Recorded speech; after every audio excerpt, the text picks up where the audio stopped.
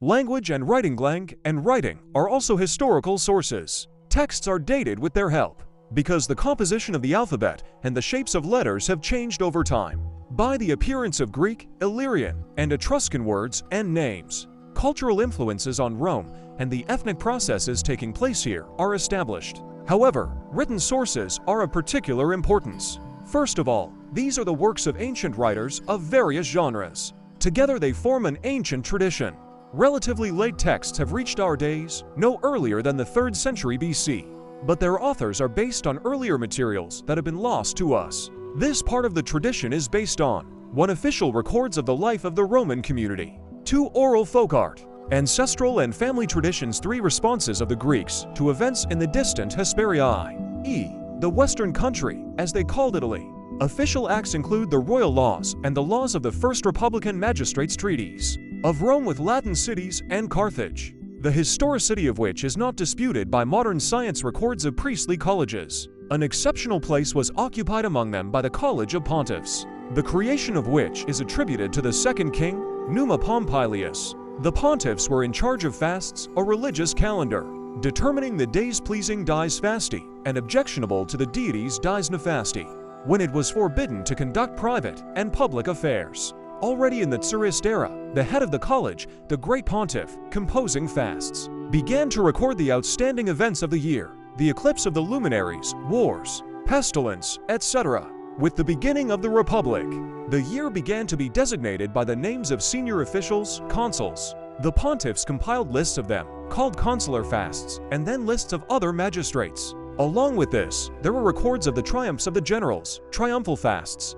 At the beginning of our era, consular and triumphal fasts were collected and published. In the 19th century, they were completely restored, revealed that in the ancient part they were falsified by representatives of the Roman nobility, who could not boast of the antiquity of their kind and sought to prove it by correcting documents. On the basis of fasts, the official Roman chronicle, whether records of the pontiffs or annals Romanus, year were formed. Around 130 BC, the pontifical annals were published in 80 books by the great pontiff Publius Mucius Scaevola. They are called the Great Annals. Their text has not been preserved, but according to the fasts, it can be assumed that with minor falsification, the Great Annals basically contained reliable data. The records of religious colleges have also come down to us in poor preservation. Fragments of the hymn of the priests of the plowmen, Arvali brothers, and the songs of the priests of the Salii, accompanied by a warlike dance. The earliest Greek ideas about the inhabitants of Italy are contained in Homer's Odyssey. Hesiod was the first to name the hero of Roman history Latin, and the first mention of Rome is found in Hellenic of Lesbos. The most knowledgeable of the early Greek authors were the Sicilian historians, whose list opens with Antiochus of Syracuse, late 5th century BC. Their works have almost not reached us, but they were taken into account by Roman historiography of the 3-2 centuries BC. The Romans created the first historical works in poetic form. Thus, the Campanian native Gnaeus Nebius 3th century BCE sang in verse the First Punic War, in which he was a participant. But he prefaced the events of this war with the history of Rome that preceded it, starting with the Trojan legend. His younger contemporary, a participant in the Second Punic War, Quintus Ennius, composed the poem Annals, covering the period from the arrival of Annius in Italy to his time in the 3rd century BC. In the context of Rome's external successes and with the spread of Greek culture, prosaic annalistic literature rose among educated Romans. The first annalist was KV Fabius Pictor, who wrote in Greek, but M followed him.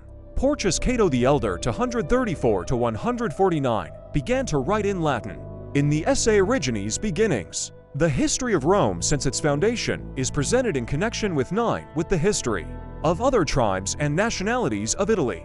The annalists of the III middle of the 2nd century BC are called the elders. In contrast, the annalists of the late to early I century BC are called the younger ones. If the older annalists, following the pontifical annals, were distinguished by the dryness and reliability of their presentation, the younger ones sought to be entertaining, colored their stories with fascinating details, sometimes introduced ideas into the image of antiquity that worried their modern era. But the whole annalism was characterized by a patriotic orientation, inherited by further Roman historiography.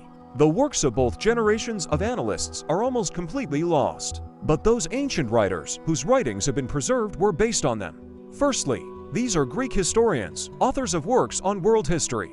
An outstanding representative of this genre was Polybius 100 to 120 BC, an Achaean aristocrat who lived for 16 years in Rome as a hostage. His universal history, in 40 books in Greek, covered the period of the 3 Punic Wars to 646 BC, when Rome became a great Mediterranean power. He considered the basis of Roman success to be a reasonable combination of the principles of monarchy, aristocracy, and democracy in the state system. Polybius' main focus is on political history, as if his successor was the Greek Posidonius, the end of the 2a, the first half of the I century BC. Unlike Polybius, who had a negative attitude towards Roman domination in the conquered countries, in the work History, he described Rome mainly in relations with Hellenistic cities. His work has not been preserved, but it was used by other ancient authors. Among them was Diodorus Siculus 90 to 1 BC, who wrote a universal history in 40 books called the Historical Library.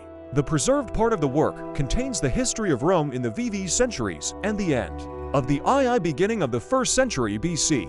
Of particular importance are his reports on the social struggle, on the slave uprisings in Sicily and Italy under the leadership of Spartacus. Actually, many writers devoted their works to the history of Rome.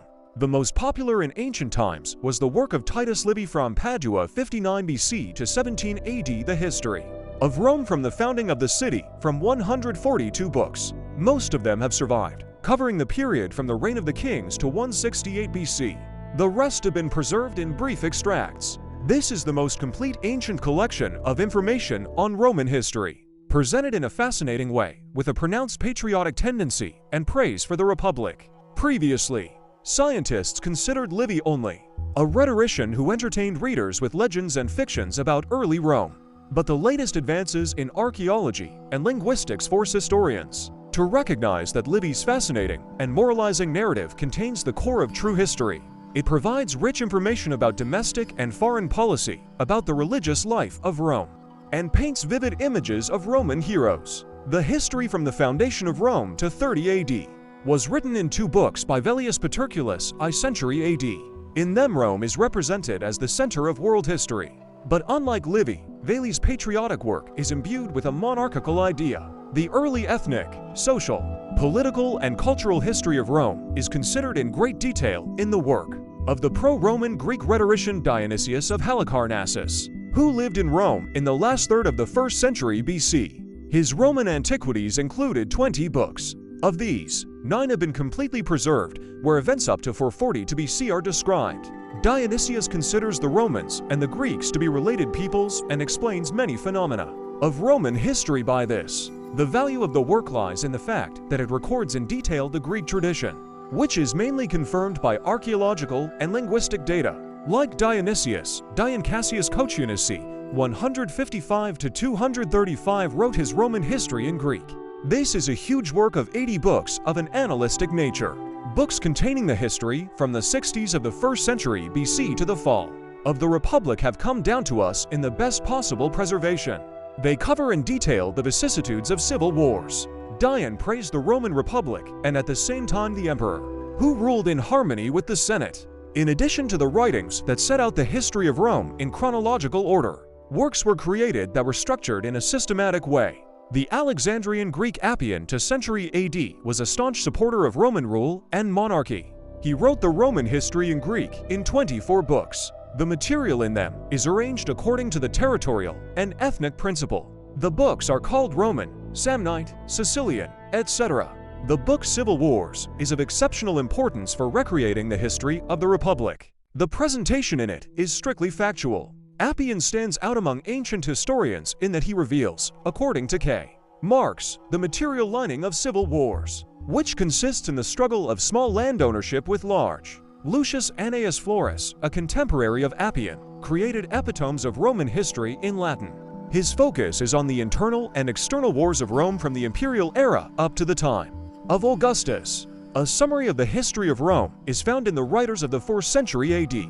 Aurelius Victor and Eutropius. They were based on the writings of their predecessors, primarily Livy. Roman historiography was also represented by monographs. The works of Gaius Sallust Crispus 86 to 35 BC, The Conspiracy of Catilina, the Jugurtha War and fragments of the history devoted to the description of the civil wars of the end of the first half of the I century BCE. Sallust was an opponent of the Senate oligarchy responsible for the moral decay of society, and an admired supporter of Caesar, who I was personally obliged. His ideal is a moderately democratic republic. He borrowed the brevity and expressiveness of the presentation from Caesar. Sallust combined them with vivid characteristics of historical characters. Important for the study of the late Republic are the notes on the Gallic War and notes on the Civil War by Gaius Julius Caesar 101 to 44 BC. In form, these are monographs since the author speaks of himself in the third person, but in essence they are memoirs. The first work contains a wealth of material not only on the ethnography and social history of Gaul, but also on the military and provincial politics of Rome. The second is tendentious, but rich in reliable factual material. The famous judicial and political orator, opponent of Caesar, supporter of ancestral customs and the Senate Republic, Marcus Tullius Cicero 106 to 43 BC left a huge literary legacy. His recordings of public speeches give a vivid picture of the daily political life of Rome. For example, speeches against Catilina and the provinces, speeches against Verres. His letters to relatives and friends introduce us to the circle of economic concerns, political and ideological struggle of that time. The treatises on the laws, on the state, on the nature of the gods contain a lot of data on religion, government, law, and the events of Roman history, starting from ancient times. Cicero's exceptional education, for all his tendentiousness, makes his writings an important historical source. The biographical genre was very popular in Rome. Writings of this kind were distinguished by a moralizing orientation. They always contained information not only about the life and work of their heroes, but also about history.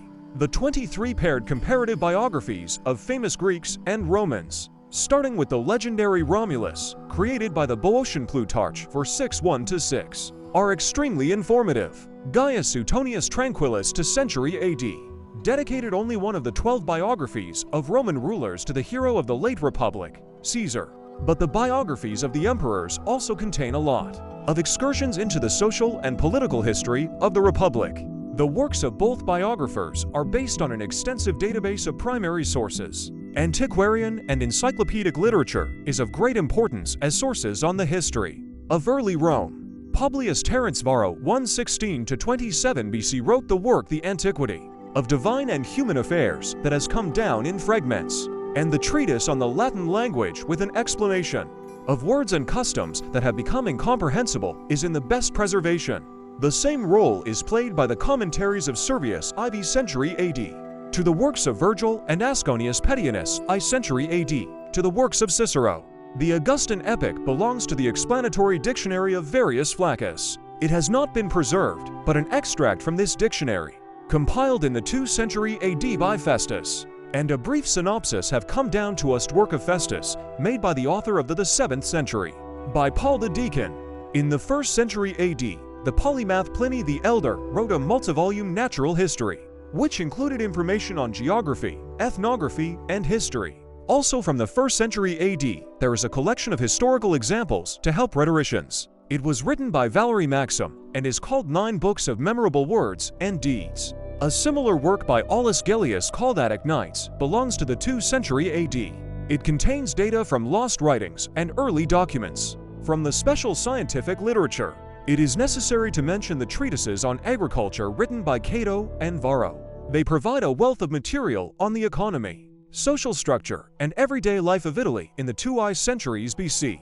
Allow us to trace the dynamics of the development of slave-owning relations and the structure of production units in Italian agriculture. The geography of the Pontic Greek Strabo c.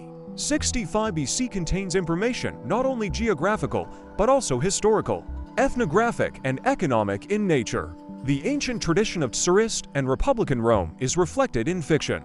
The characters of the comedian of the 3, early to century BC, Plautus, bearing Greek names, depict modern Romans. Plautus comedies are a living source of knowledge about Roman life and customs. The theme of the early history of Rome was used by Virgil in the Aeneid, and the civil wars of the end of the Republic by Lucan in the poem Pharsalia. The political assessment of Caesar and his entourage, as well as the daily life of Roman inhabitants, are reflected in the poems of Gaius Valerius Catullus, and the vicissitudes of civil wars and the peaceful ideal of ordinary Romans were illuminated by the poet Quintus Horace Flaccus. Various information about Roman pagan beliefs is contained in the works of late Christian apologists Arnobius, Lactantius, Augustine the Blessed, etc. A special group of documentary sources consists of legal monuments, information about the social structure, economy, legal proceedings, and the cult of the beginning of the Republic and partly of the Tsarist period are found in the archaic laws of the 12 Tables. In the works of Roman jurists of the Empire era, many norms of civil life dating back to the archaic and republican periods are recorded and explained in Diges I We, in a collection of quotations from the writings of lawyers of the 2-3 and partially I centuries AD using documents. A brief history of Roman law and the socio-political system since archaic times is given.